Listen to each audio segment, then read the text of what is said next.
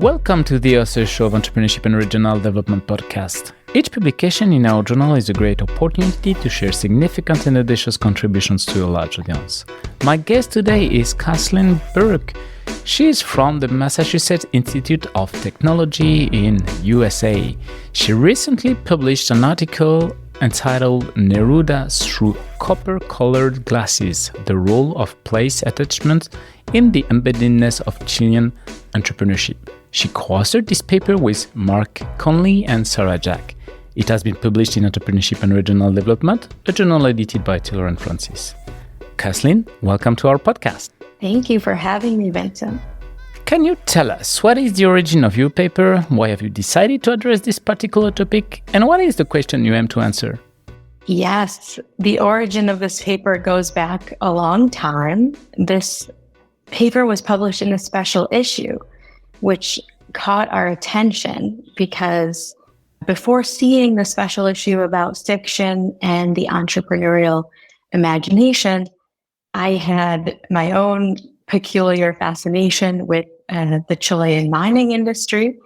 And I had studied a master's in Latin American studies where I engaged deeply with the literature of South America, mainly short stories. And of course, the poetry of Pablo Neruda was included in that really rich region for literary production.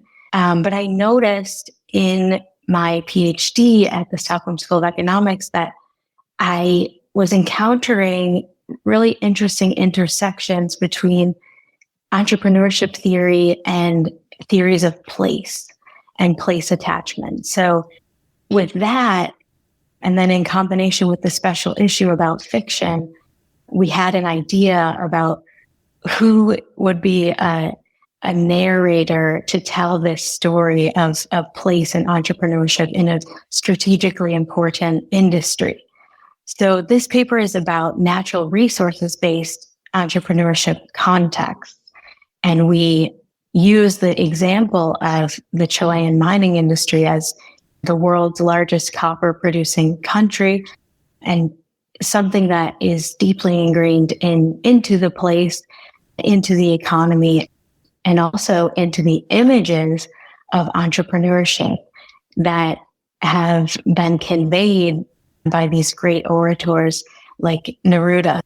The paper it's not trying to be everything at once, but it is trying to combine this idea that entrepreneurship is embedded in place with another theory of place about the emotional and instrumental attachments that are formed based on what exists there. So I think the Chilean copper mining context is maybe not necessarily the first thing that comes to mind for an entrepreneurship scholar, but for me in my background, I was looking at these industries that shape transitions towards sustainable development. So we need these resources to electrify, to also to look at innovations within the mining industry that can power different, transformational change with how we organize society. So I think the context was deeply interesting for me personally. And of course, the special issue was unique in the sense that it was interdisciplinary by nature and also got us thinking through the elements of place that are maybe underexplored and have a lot of tensions with the reality of what can be done entrepreneurially.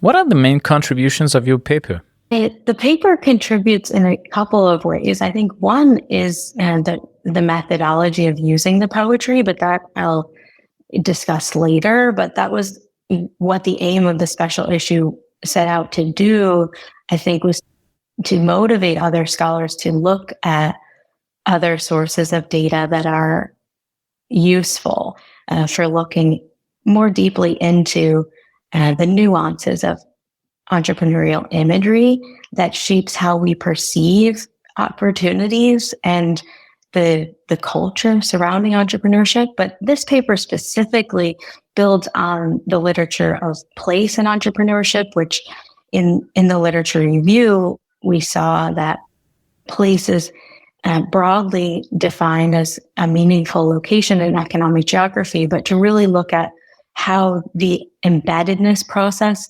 works in place, we had a little bit more work to do. So how do we look at different forms of entrepreneurship, going into detail, and what are the implications for place? So in an artisanal form of entrepreneurship, and the place might be about social relationships and community and networks of knowledge exchange, whereas different forms of industrial entrepreneurship might be about supply chains and the relationships between host countries and multinational corporations. So it gets pretty interesting when you look through this lens of place.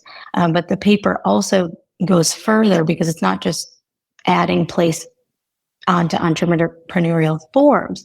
It's really looking at the coevolution of embeddedness and entrepreneurship. So by that, I think we had to build on existing work, also in ERD, to look at these two processes together, but also to be honest with our data. It wasn't about saying that Neruda's poetry led to different forms of attachment to place and different forms of embeddedness.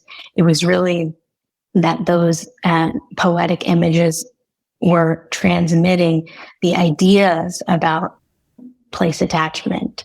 And that has light sides and dark sides. This is a difficult industry. It's an extractive industry based on a finite resource that's in demand and very complex in terms of where it's located and in the Atacama Desert and other locations, but also the community implications for mining and the act of doing that. So I think we theorize this idea of place-attached embedding in the middle of figure 1, and also the figure appears again later in the paper, to look at this pivotal point where images of entrepreneurship are reflecting all different kinds of place attachment. So creating a space in the theory to account for these diverse place attachments that are in the same context, but ultimately lead to different ideas of what entrepreneurship can be.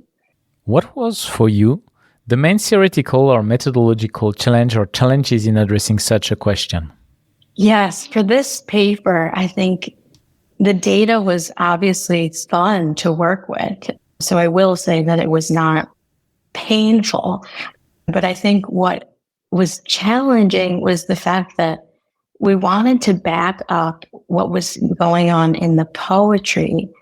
And there are thousands of Neruda's poems. So we went through the body of work of his life's work. And it looked for those poems that really capture this idea that there's an attachment to the resources. So that was one part, kind of finding the right poems. The other part was triangulating that with the historical data and the data that reflects the personal life of the poet and Nobel laureate.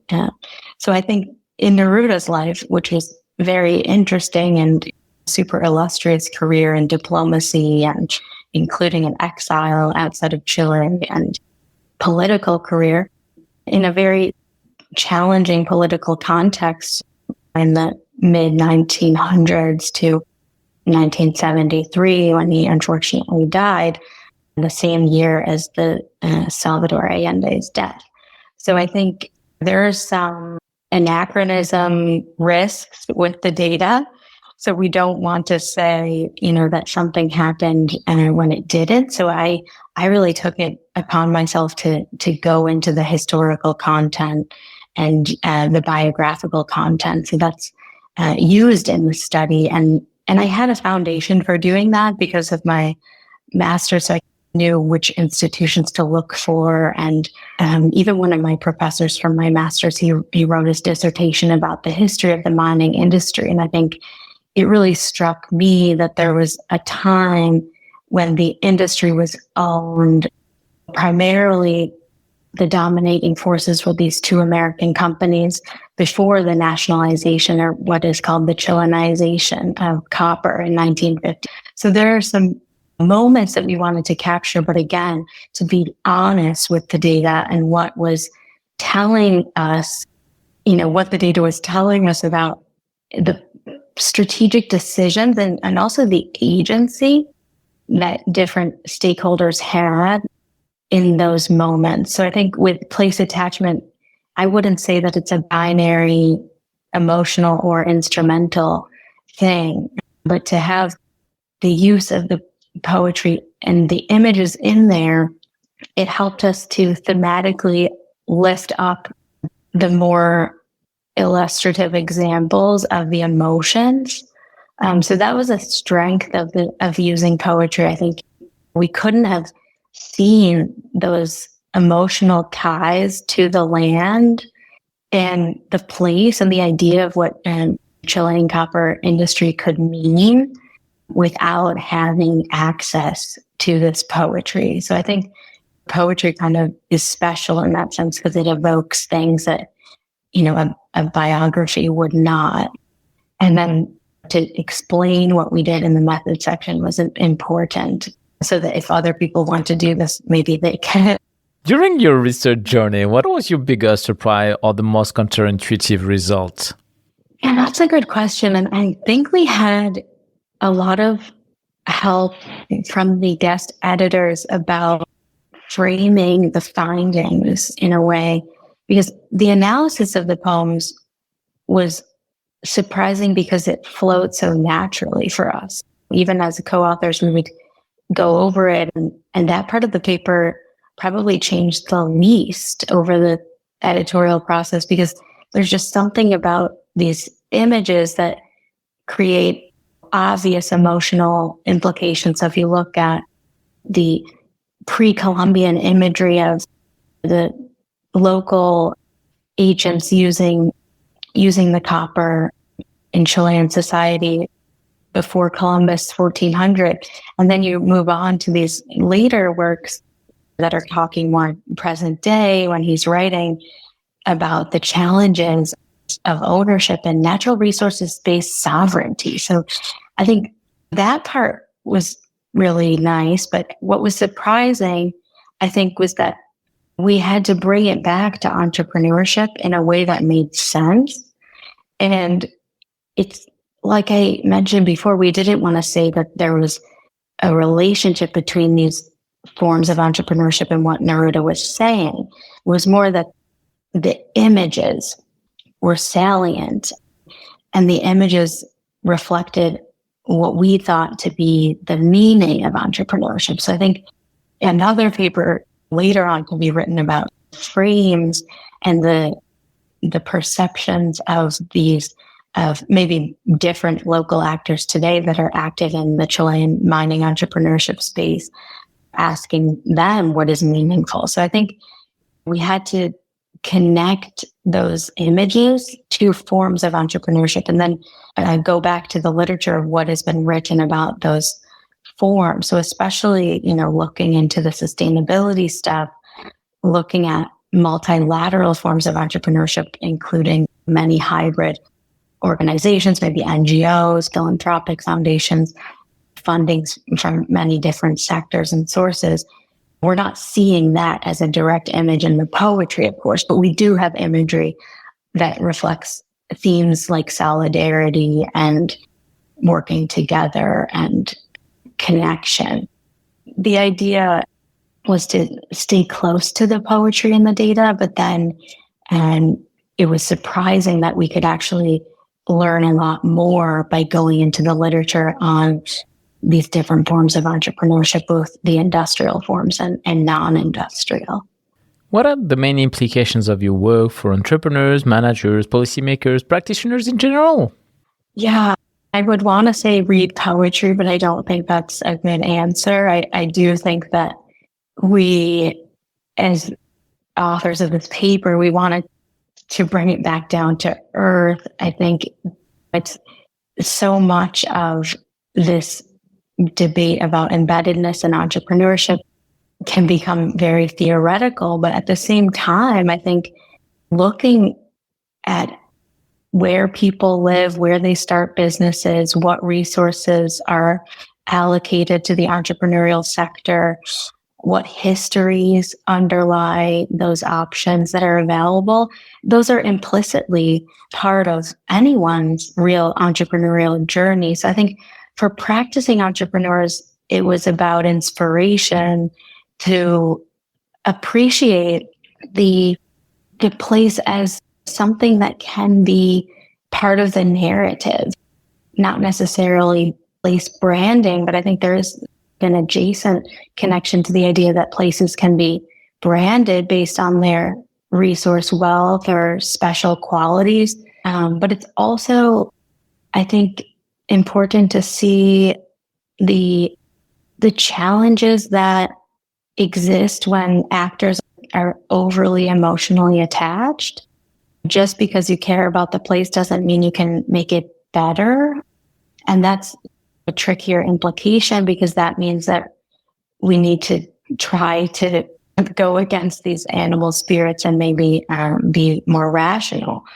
So I think it's a difficult thing and to incorporate poetry at a policy level. But I would say that the poetry reminds us as people in the world that have emotions and have social relationships and bonds between places that we live or travel to or find solace in.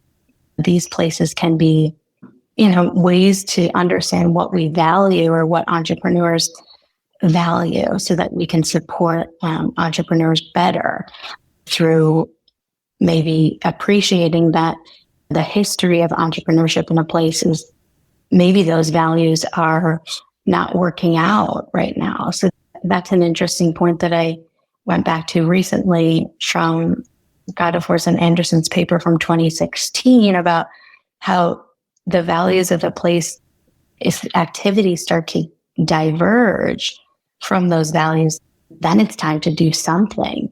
So I think this orientation or alignment, it can get captured really quickly in movies and film and poetry and books, but it might not be obvious to people in big companies or at a policy debate. So I would like to think that this paper could be extended later to another paper about entrepreneurial values and images that either reflect or deviate from those values.